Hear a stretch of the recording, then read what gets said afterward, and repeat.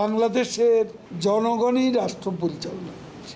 রাজনীতিতে কথার পিঠে কথা আসে। রোয়েশ হয়ে বিএনপি মহাসচিব মির্জা ফখরুলের বক্তব্যের জবাব দিতেই হয়তো রোববার বিকেলে সংবাদ সম্মেলন ডাকেন আওয়ামী লীগ সাধারণ সম্পাদক ওবায়দুল কাদের। আমরা বিএনপির হাসি খুশি ভাব দেখলাম। বক্তব্য যেন তার প্রমাণ দিলেন। মির্জা ফখরুলের এক একটি বক্তব্য ধরে ধরে উত্তর যেমন দিয়েছেন তেমন করেছেন পাল্টা প্রশ্ন। আমি জানতে চাই ফখরুল সাহেব, কোন অদৃশ্য শক্তি বাংলাদেশ চালাচ্ছে? ওবায়দুল কাদের বলেন, আওয়ামী লীগ জনগণের ভোটে ক্ষমতায়, আর বিএনপি ভুগছে অদৃশ্য মানসিক ট্রমায়। বিএনপির সময় অদৃশ্য অপশক্তি, বিকল্প পাওয়ার সেন্টার, হাওয়া ভবন সরকার পরিচালনা করত।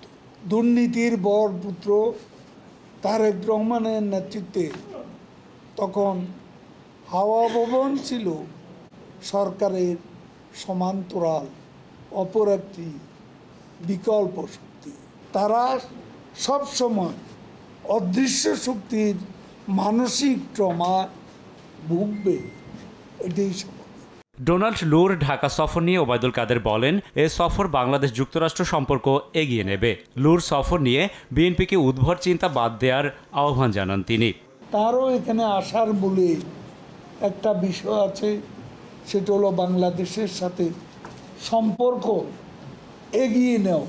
এখন বিএনপি হয়তো মনে করেছে আবার নতুন করে নিষেধাজ্ঞা দেবে কিনা, এ ধরনের উদ্ভট চিন্তাও তাদের থাকতে পারে। আন্দোলনের শক্তি কমে গেলেও বিএনপি নেতাদের মিথ্যাচার কমেনি বলেও মন্তব্য করেন ওবায়দুল কাদের। শক্তি কমে এসেছে নেতাদের। শক্তি যত কমে মুখের বিষ তত বাড়ে। রাশেদ বাপ্পি, সময় সংবাদ, ঢাকা।